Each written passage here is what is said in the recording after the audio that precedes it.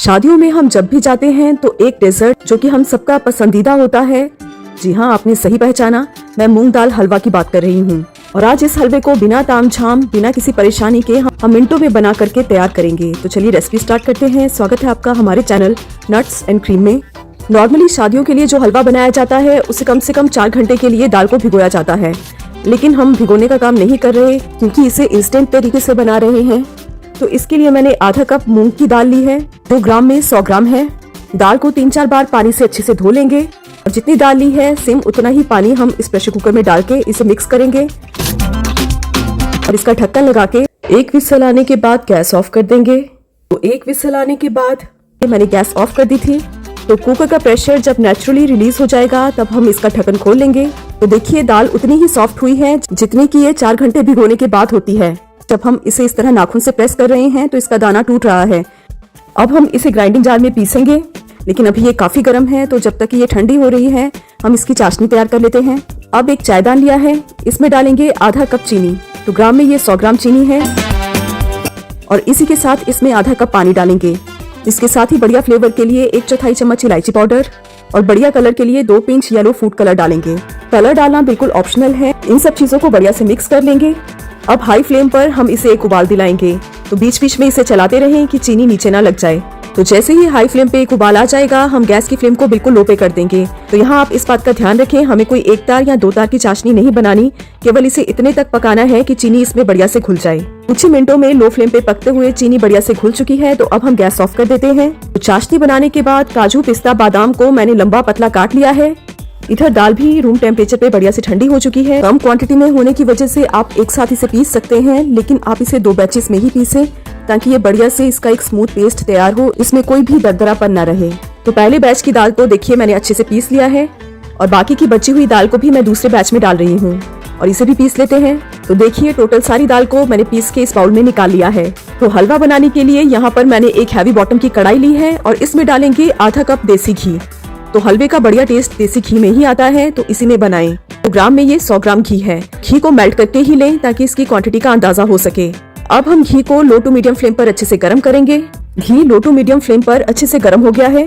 इसमें डालेंगे 1 टेबलस्पून बेसन और 1 टेबलस्पून सूजी। तो इसे हम लो टू मीडियम फ्लेम पर भूनेंगे। इसे मूंग दाल हलवे में जरूर डालें क्योंकि इससे 2 फायदे होंगे। एक तो हलवे का टेस्ट बढ़ेगा और दूसरा दाल भूनते समय दाल चिपकेगी नहीं। तो इन दोनों चीजों को 2-3 मिनट के लिए भून लेंगे। तो 3 मिनट बाद इसमें ग्राइंड किया हुआ दाल वाला पेस्ट हम इसमें डाल देंगे और इसे डाल के अच्छे से मिक्स करेंगे। तो यहाँ पर आपको गैस की फ्लेम को लो टू मीडियम के बीच में ही रखना है क्योंकि ये हैवी बॉटम की कढ़ाई है। अगर आप किसी पतले बॉटम वाले बर्तन का इस्तेमाल कर रहे हैं तो ये पूरा काम आप लो फ्लेम पर ही करें। दाल को भूनते समय कड़छी से इसे इस तरह से मैश भी करते रहें और साथ में इसे मिक्स भी करते रहें ताकि दाल में कोई लम्स ना बने।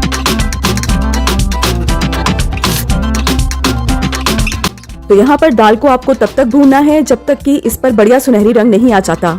इस बात का भी ध्यान रखिए, आपको दाल को लगातार चलाते हुए भूनना है ताकि उलट पलट कर सब ओर से ये बढ़िया से पके।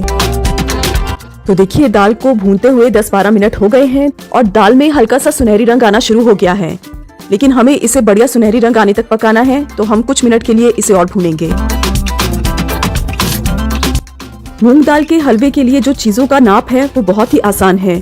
तो जितनी आपने दाल ली है उतना ही आपको घी चाहिए, उतनी ही चीनी और उतना ही चाशनी के लिए पानी। बस ये हलवा बनाने में जो टाइम लगता है वो दाल की भुनाई करते समय ही लगता है। 20-25 मिनट बाद आप देखेंगे दाल में बढ़िया सुनहरी रंग आ गया है। तो अब इस स्टेज पे हम इसमें डालेंगे आधा कप खोया, जिसे कि आप मावा भी बोलते हैं। तो ये ग्राम में 100 ग्राम खोया है। यहाँ पर घर के बने हुए फ्रेश खोए का मैंने इस्तेमाल किया है और अगर आप इसकी रेसिपी चाहते हैं तो वो चैनल पे मैंने 1-2 दिन पहले अपलोड की थी, आप देख सकते हैं। ये खोया मात्र 5 मिनट में बन करके तैयार हो जाता है। अगर आप बाजार का खोया यूज कर रहे हैं और वो थोड़ा टाइट है तो आप उसे कद्दूकस करके ही यूज करें, पर ये घर पे बना हुआ सॉफ्ट मावा है तो इसलिए मैं इसे कद्दूकस नहीं कर रही, ऐसे ही डाल रही हूँ। तो मावे को मैश करते हुए हम दाल के साथ इसे 2-3 मिनट के लिए ही भूनेंगे।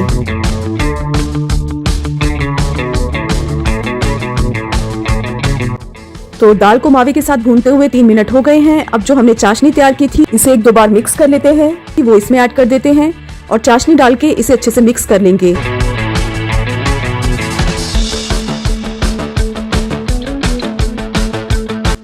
कुछ ही मिनटों में आप देखेंगे कि पानी दाल में बढ़िया से एब्जॉर्ब हो गया है। जो ड्राई फ्रूट्स काट के रखे थे उसमें से कुछ हलवे में डाल देते हैं और कुछ गार्निशिंग के लिए बचा के रख लेंगे। ड्राई फ्रूट्स के साथ इसे अच्छे से मिक्स कर लेते हैं। कुछ ही मिनटों में आप देखेंगे कि हलवे ने कढ़ाई को छोड़ना शुरू कर दिया है। तो बस हलवा तैयार है। अब हम गैस ऑफ कर देते हैं। तो बिल्कुल शादियों वाला मूंग दाल हलवा तैयार है। यदि आज की रेसिपी पसंद आई है तो वीडियो को लाइक, शेयर और चैनल को सब्सक्राइब करना ना भूलें। Thank you for watching.